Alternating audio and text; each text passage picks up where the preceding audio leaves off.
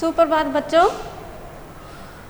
आज हम अपना एक नया अध्याय शुरू करने वाले हैं जिसका नाम है शब्द मंजूषा। इससे पहले हमने अपना चौथा अध्याय शब्द और उनका वर्गीकरण किया था और आज हम करेंगे शब्द मंजूषा। शब्द मंजूषा यानी कि जिसको हम इंग्लिश में क्या बोलते हैं, वोकैबुलरी। वोकैबुलरी यानी कि शब्दकोश, यानी कि हम शब्दों को किस प्रकार से कितने भागों में और किस प्रकार प्रयोग करते हैं, वो हमारा क्या होता है, शब्द मंजूषा। जैसे सबसे पहला आता है हमारा पर्यायवाची शब्द। सबसे पहले कौन सा आता है हमारा, पर्यायवाची। पर्यायवाची शब्द क्या होते हैं? पर्यायवाची शब्द यानी कि ऐसे शब्द जिनका एक से अधिक पर्याय हो, एक से अधिक अर्थ हो, समान अर्थ रखने वाले शब्दों को पर्यायवाची शब्द कहा जाता है। जैसे हम हर रोज अपने दैनिक जीवन में बहुत सी चीज़ें यूज करते हैं, प्रयोग करते हैं। जैसे हमने कर दिया पानी। अब पानी को हम और क्या कहते हैं? जैसे हम कहते हैं जल, नीर, तो ये सब क्या हैं, पानी के पर्यायवाची हैं। जैसे हमारे रिश्तेदार हैं, उनमें जैसे हमारे रिश्ते में पिताजी हैं, तो पिताजी को हम और क्या कह सकते हैं, जनक है, जन्मदाता है। इस तरह से जिन शब्दों का प्रयोग हम करते हैं वो क्या कहलाते हैं, हमारे पर्यायवाची शब्द। जन्मदाता, जन्मदाता क्या होता है, जन्म देने वाला। उसके आगे जैसे कोई पशु है, कोई पक्षी है, उनका भी हम अलग अलग प्रयोग करते हैं। जैसे पशु, पशु का हम क्या बना सकते हैं, पशु है, पशु को हम कहेंगे जानवर। पशु को हम क्या कह सकते हैं, जानवर कह सकते हैं, ढोर कह सकते हैं, मवेशी कह सकते हैं, ठीक है। लेकिन ये होता है पर्यायवाची शब्द। ये नहीं है कि हम पर्यायवाची शब्द को जो उसका मूल शब्द होता है उसके जगह पे रख सकते हैं, नहीं। जैसे यदि हम पानी हमने लिया है पर्यायवाची में और हमें गंगा का पानी प्रयोग करना है, तो हम उसको गंगा पानी नहीं बोलेंगे, क्या बोलेंगे, हम उसको गंगा जल ही बोलेंगे, क्योंकि पानी पर्यायवाची है। लेकिन उसका सही अर्थ कहाँ निकलेगा? पर्याय का अर्थ ये नहीं होता है कि अर्थ देने वाला, बल्कि क्या होता है, पर्याय यानी कि उसका अर्थ रखने वाला शब्द क्या होते हैं, हमारे पर्यायवाची। उसके आगे है हमारे प्रकृति से संबंधित शब्दों के अनेक पर्यायवाची शब्द होते हैं। प्रकृति से संबंधित कौन से होते हैं? जैसे प्रकृति से संबंधित हो गए, जैसे नदी है, समुद्र है, पहाड़ है, जल है, पृथ्वी है, रात्रि है। ये सारे इन सब के भी क्या होते हैं, जैसे सबसे पहले हम लेते हैं पृथ्वी। पृथ्वी में क्या होता है, पृथ्वी का है जैसे धरा, धरती, भू, ये सब क्या होते हैं, इसके पर्यायवाची शब्द। धरा, धरती, भू, बहुत सारे होते हैं। जैसे रात्रि है, रात्रि को हम क्या बोल सकते हैं, रात भी बोलते हैं। निशा, यामिनी, ये सब क्या होते हैं, रात्रि के पर्यायवाची शब्द होते हैं। इस प्रकार हमने बहुत से शब्दों का क्या क्या है, पर्यायवाची बनाए हैं। जैसे मानव अंग होते हैं हमारे, जो हमारे शरीर के अंग होते हैं, उनके भी पर्यायवाची शब्द बनते हैं। जैसे हाथ, आँख, कान, होठ इत्यादि। जैसे हाथ का हमने बनाते हैं, हाथ का हस्त हो गया, हाथ का क्या हो गया, हस्त हो गया। जैसे पानी हो गया, कर हो गया, हस्त, पानी, कर, क्या हो गए, ये हाथ के पर्यायवाची शब्द हो गए। जैसे शरीर, खुद शरीर के भी क्या होते हैं, जैसे पर्यायवाची शब्द होते हैं। शरीर, शरीर का हमने क्या बनाया है, अंग, काया, तनु, क्या बना देंगे हम, अंग, काया, तनु, ये सब क्या होते हैं, पर्यायवाची शब्द होते हैं। कुछ और शब्द होते हैं जिनके पर्यायवाची शब्द होते हैं। जैसे नदी है, ईश्वर है, महादेव है, पार्वती है, देवता है, गणेश है, गंगा है, इत्यादि शब्द भी क्या होते हैं, उनके भी पर्यायवाची शब्द होते हैं। जैसे गंगा, गंगा का पर्यायवाची शब्द क्या होगा, भागीरथी हो जाएगा, भागीरथी हो गया, देव नदी हो गया, मंदाकिनी हो गया।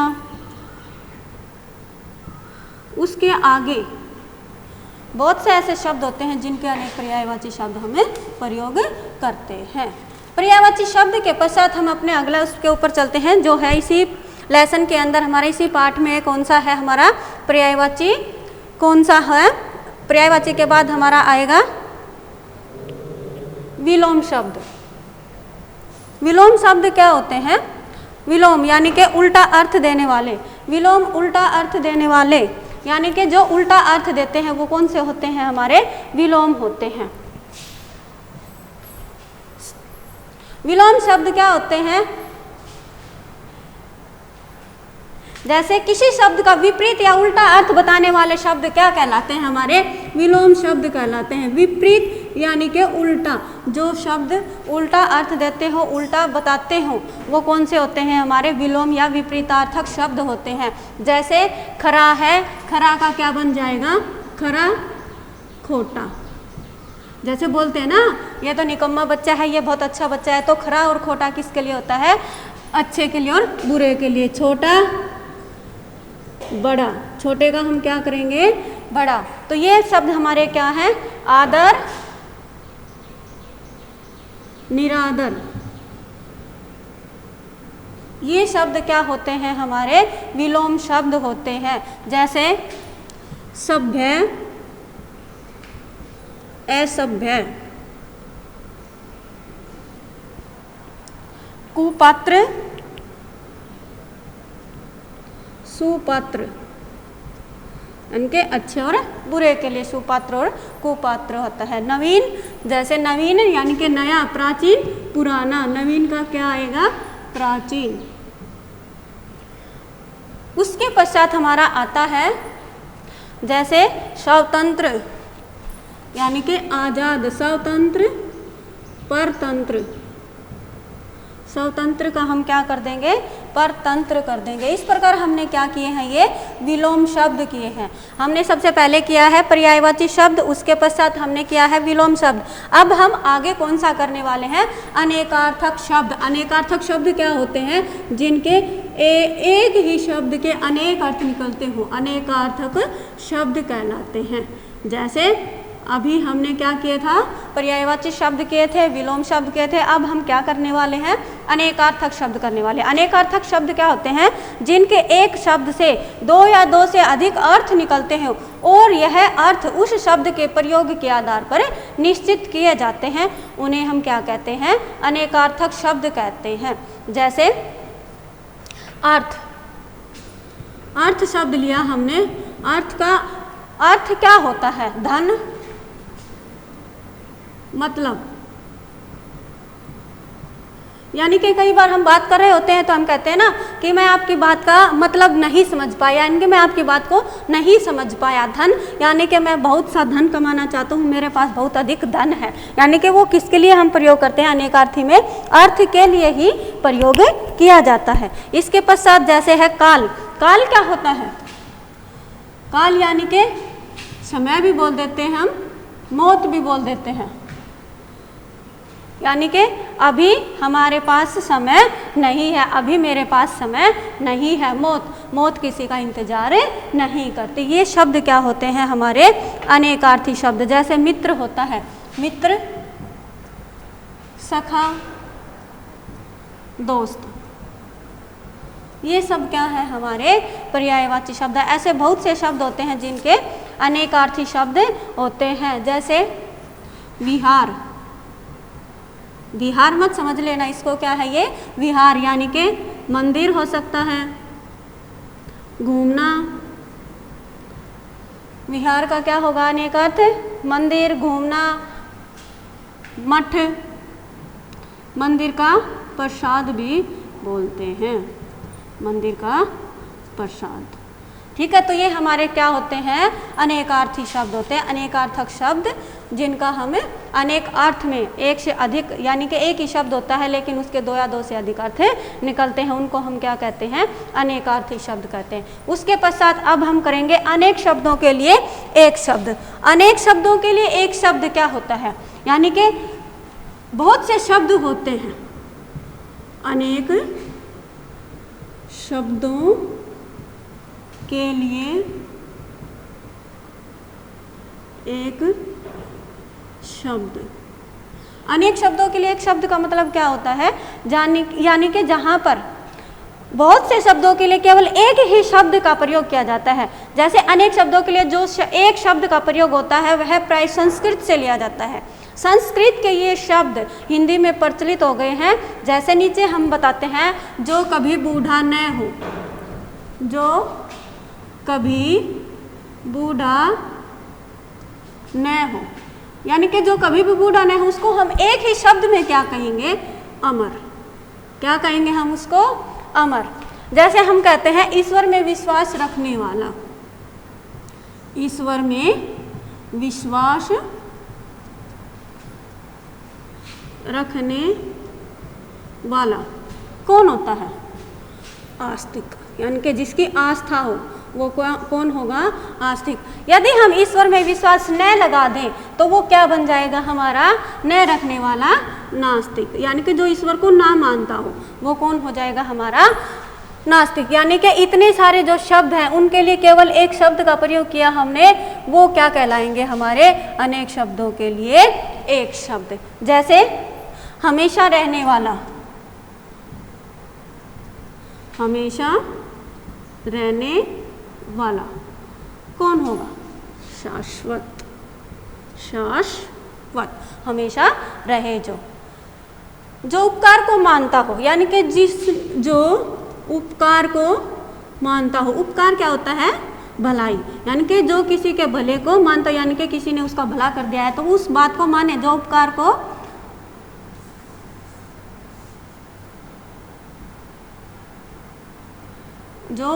को मानता हो। कौन होगा वो? कृतज्ञ। कौन होगा? कृतज्ञ। अब हमने कौन से किए हैं? अनेक शब्दों के लिए एक शब्द। इसके आगे अब हम क्या करने वाले हैं? ध्वनि बोधक शब्द। इसके आगे हम क्या करेंगे? ध्वनि बोधक शब्द। ध्वनि बोधक शब्द कौन से होते हैं? ध्वनि यानी कि आवाज, आवाज के आधार पर शब्दों का वर्गीकरण किया गया हो। जैसे हमारी भी आवाज़ होती है, मनुष्य की भी आवाज़ होती है, पशु पक्षियों की भी आवाज़ होती है, जानवरों की भी आवाज़ होती है, जो जड़ पदार्थ होते हैं उनकी भी आवाज़ होती है। तो इस आधार पर जो शब्द बनाए गए हैं वो क्या होते हैं? हमारे ध्वनि बोधक शब्द। जैसे आमतौर पर हम देखते हैं कि बिल्ली क्या करती है? कौन सी आवाज़ निकालती है? म्याऊं म्याऊं की आवाज़ निकालती है। यदि हम कहें कि कुत्ता म्याऊं म्याऊं करता है तो वो प्राकृतिक रूप से या व्याकरणिक दृष्टि से भी वो क्या माना जाता है? गलत माना जाता है। क्यों? क्योंकि कुत्ता क्या करता है? भौंकता है, भौ भौ की आवाज़ निकलता है। जैसे पक्षियों में, जैसे चिड़िया क्या करती है? चिड़िया क्या करती है? चहचहाती है। चहचहाना, चिड़िया का क्या करना होता है? कैसी आवाज़ निकालती है? चहचहाना। कोयल क्या करती है? कोयल की आवाज़ सभी को प्यारी लगती है, इसलिए कोयल की आवाज़ को सब सुनना पसंद करते हैं। कोयल कैसी आवाज़ निकालती है? कू कू की आवाज़ निकालती है। मुर्गा कैसी आवाज़ निकालता है? कुकड़ू कू की आवाज़। कैसी? कुकड़ू कू की आवाज़ निकालता है। इसी तरह बहुत सारे होते हैं। जैसे भैंस होती है, जैसे भैंस तो सभी के घर में होती है, लगभग मिलेंगी। तो भैंस कैसी आवाज़ निकालती है? डकराना। इस प्रकार जैसे जड़ पदार्थ बताए थे हमने, जैसे बिजली है, बिजली क्या करती है? कड़कड़ाती है। बिजली का काम क्या होता है? कड़कड़ाना। क्या हो गया? बिजली क्या करती है? कड़कड़ाना। जीभ क्या करती है? हमारी जीभ, जैसे हमारा कुछ खाने को मन करता है तो मम्मी या पापा क्या बोलते हैं हमें कि भाई लपालप करिए आपकी जीभ। तो जीभ क्या करती है? लप लपाना। जीभ हमारी क्या करेगी? लप लपाना, यानी कि थोड़ा सा ही मौसम अच्छा होता है तो हमारा मन करता है कि हम आज कुछ चटपटा खाएं। इसी प्रकार घड़ी जो हमारी होती है, जो हमें समय बताती है, वो क्या करती है? टिक टिक की आवाज़ करती है। तो ये हमने क्या कौन से शब्द किए? ध्वनि बोधक शब्द। इसके पश्चात आता है हमारा समूहवाची शब्द। समूहवाची शब्द क्या होते हैं? जो समूह का बोध कराते हैं।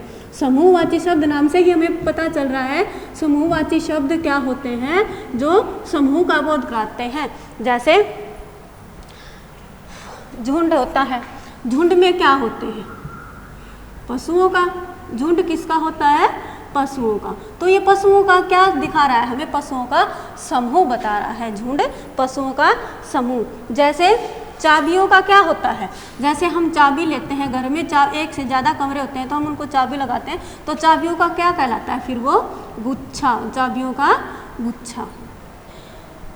जैसे दल होता है, आजकल जैसे थोड़े से दिनों पहले एक टिड्डियाँ चली हुई थी, तो दल किसका कहेंगे हम, खिलाड़ियों का दल भी कह सकते हैं कि जो खिलाड़ी होते हैं उनका दल जा रहा है, या फिर टिड्डियाँ जो अभी आई थी हमारे देश में, ज़्यादा नहीं पहुंच पाई, जो हमारे हरियाणा में नहीं आ पाई, वो पंजाब में चली गई थी, तो उनका समूह भी क्या कहलाएगा, टिड्डियों का समूह। टिड्डियों का समूह क्या कहलाएगा, दल कहलाएगा। ठीक है, जो हमें समूह का बोध कराते हैं। जैसे मंडली होती है, मंडली किसकी होती है, भक्तों की। किसकी होती है, भक्तों की। तो ये शब्द कौन से होते हैं, समूह का बोध कराने वाले, यानी कि किसी शब्द विशेष के अंदर अनेक एक जैसी वस्तुओं का भाव छिपा हुआ होता है, उसे हम क्या कहते हैं, समूहवाची शब्द कहते हैं। इस प्रकार आज हमने अपना अध्याय 5 कौन सा किया है, शब्द मंजूषा, जिसमें हमने एक एक करके कौन कौन से शब्द किए हैं। सबसे पहले हमने किया है पर्यायवाची शब्द। सबसे पहले हमने कौन सा किया, पर्यायवाची शब्द। उसके पश्चात हमने क्या किया, विलोम शब्द। उसके पश्चात हमने किया अनेकार्थक शब्द। सबसे पहले हमने क्या, पर्यायवाची शब्द, फिर क्या विलोम शब्द, फिर क्या हमने अनेकार्थक शब्द। उसके पश्चात हमने क्या, अनेक शब्दों के लिए एक शब्द, अनेक शब्दों के लिए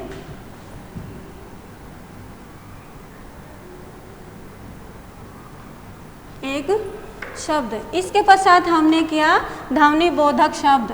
ध्वनि बोधक शब्द यानी कि आवाज वाले शब्द, ध्वनि का बोध कराने वाले शब्द, ध्वनि बोधक शब्द। उसके पश्चात हमने किया समूहवाची शब्द।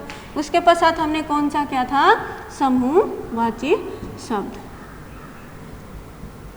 मैं आशा करती हूँ कि आप सभी को ये समझ में आया होगा, और यदि नहीं आया है तो मैंने इसकी आपको वीडियो बना दी है, उसमें आप देख लेना और समझ लेना। लेकिन यदि फिर भी आपको नहीं समझ में आए तो आप मुझसे कांटेक्ट कर सकते हैं, व्यक्तिगत तौर पर संपर्क कर सकते हैं। इसके पश्चात आपके पीछे जो अभ्यास दिया गया है आपको वो करना है, लेकिन वो आपको पहले स्वयं करना है, उसके पश्चात ही आपको पीडीएफ की सहायता से उसको देखना है। जितना भी गलत हो उसको सही करना है, और सही है तो बहुत अच्छी बात है। आज का इतना ही था हमारा, और इसके लिए धन्यवाद। ईब क्या करना है, ईब मैं देखांगा किससे वही है कि ना हुई है।